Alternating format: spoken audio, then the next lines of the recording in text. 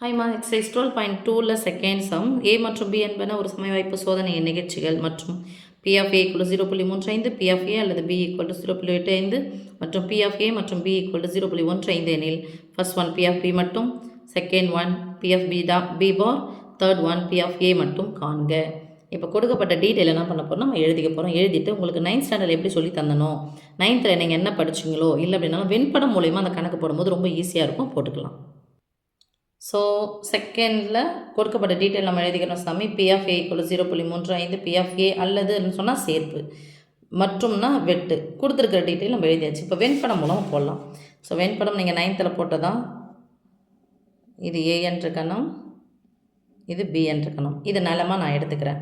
இது என்னுடைய நிலம், இது உங்களுடைய நிலம். இது 2 பேருக்குமான வரப்பு தான் பொதுவானது இல்லையா? அங்கே பொதுவானது எவ்வளோன்னு கொடுத்துருக்காங்க, 0.15 0.15. இப்போ ஏ ஃபுல்லாக எவ்வளோ கொடுத்துருக்காங்கன்னு பாருங்கள் சாமி, 0.35. அப்போ என் நிலம் மட்டும் எனக்கு வேணும்னா வரப்பு என்ன பண்ணணும், அதுலேருந்து கழிச்சிடணும். அப்போ 0.15 கழிச்சிட்டா இது மட்டும் கிடைக்கும். அப்போ எவ்வளோ, 35 ரூபா, 15 போனால் மீதி 20 ரூபா, ரைட்? இப்போ என்னென்னா இந்த இதையும் இல்லைன்னு பாருங்கள், என் நிலத்தையும் ஃபுல்லாக என் நிலமும் உங்கள் நிலமும் சேர்த்து ஒரு பரப்பு கூட சேர்த்தா எவ்வளோன்னு சொல்லிட்டாங்க, 0.85 இருக்குன்னு சொல்லிட்டாங்க, 85 சென்ட் இருக்குன்னு சொல்லிட்டாங்க. இப்போது இங்கே பாருங்கள், இதையும் இது மட்டும் சேர்த்தா எனக்கு எவ்வளோ கிடைக்கணும், 0.85 கிடைக்கணும். அப்போ என்னென்னா மட்டும் என்னது, பி ஆஃப் பி மட்டும்னு வச்சுக்கிறேன். இதான் மட்டும். இது கூட யார் சேர்க்கணும், 0.20வையும் 0.15ஐயும் நான் சேர்க்கணும். அப்புறம் பி ஆஃப் பி மட்டும் சேர்த்துட்டா எனக்கு எவ்வளோ கிடைக்கும் சாமி, 0.85 கிடைக்கும், ரைட்? இன்னைக்கு என்னால் நீட்டாக எழுதிங்கம்மா. 0.20 0.15 ப்ளஸ் பி ஆஃப் பி மட்டும், என் நிலம் மட்டும்தான், உங்கள் நிலம் மட்டும்தான், வரப்பு சேர்க்கக்கூடாது, எல்லாத்துக்கும் சொந்தமானது இல்லையா? அப்போது 20 ஒரு 15 சேர்த்தா 35.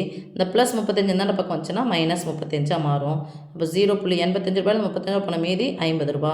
இதுதான் பி ஆஃப் பி மட்டும். அப்போ 0.50. ஓகே. இப்போ என்னென்னா ஃபஸ்ட் ஒன்னாவும் கேட்குறாங்க, பி ஆஃப் பி மட்டும்னு கேட்குறாங்க. மட்டும் அப்படின்னு சொன்னால் யார் மட்டும்தான், உங்கள் நிலம் மட்டும்தான். அப்போ எவ்வளோ, 0.50. செகண்ட் ஒன் என்னென்னு கேட்குறாங்க பாருமா, பி ஆஃப் பி பார் அப்படின்னா அது பார்னா அது நீக்கணும். யாரை நீக்கணும், பியை நீக்கணும். எதுலேருந்து நீக்கணும், 1லேருந்து நீக்க போகிறோம்.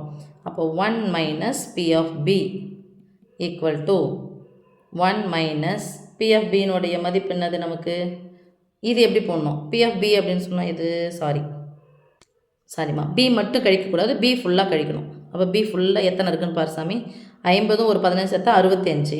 அப்போ 0.65 தட் இஸ் ஈக்குவல் டு 1 அந்த 100 ரூபான்னு கணக்கு எடுத்துக்கோங்க. 100 ரூபாயிலேருந்து 65 ரூபா போன மீதி 35 ரூபா, 2 ஸ்தானம் தள்ளி புள்ளி வைக்கணும்.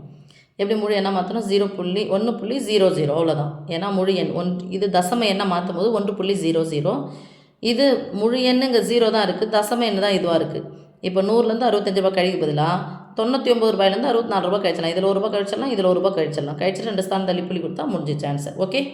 அடுத்து தேர்ட் ஒன் என்ன கேட்டிருக்காங்க பாரு சாமி, பி ஆஃப் ஏ மட்டும்னு கேட்டுக்கிறாங்க. மட்டும்னா ஏன் நிலம் மட்டும் எவ்வளோ, ஏற்கனவே போட்டாச்சு 0.20.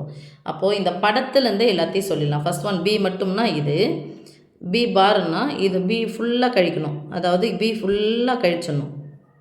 பி ஃபுல்லாக கழிச்சிட்டா 50ஐயும் வரப்பையும் சேர்த்து இது பண்ணணும். அப்போ எவ்வளோ வரும், 0.35. இது நல்லா இன்னும் நல்லா தெரிஞ்சுக்க பாரு சாமி. பி மட்டும் ஃபுல்லாக போயிடுச்சு அப்படின்னா யாருடைய நிலம் வந்துடும் பாருங்கள், எனக்கு சொந்தமானதானே வரும். ஓகே. அப்போ இந்த பி பார் அப்படின்னு சொன்னாவே யார் வந்துடும், பி ஆஃப் ஏ வந்துடும். ஓகே. அப்போ பி ஆஃப் ஏ மட்டும்னா ஏன் நிலம் மட்டும் எவ்வளோ, வரப்பை கழிச்சுன்னா ஏன் நிலம் மட்டும் 20 சென்ட் அப்படின்னு ஞாபகம் வச்சுக்கணும். ஓகே, தேங்க்யூம்மா.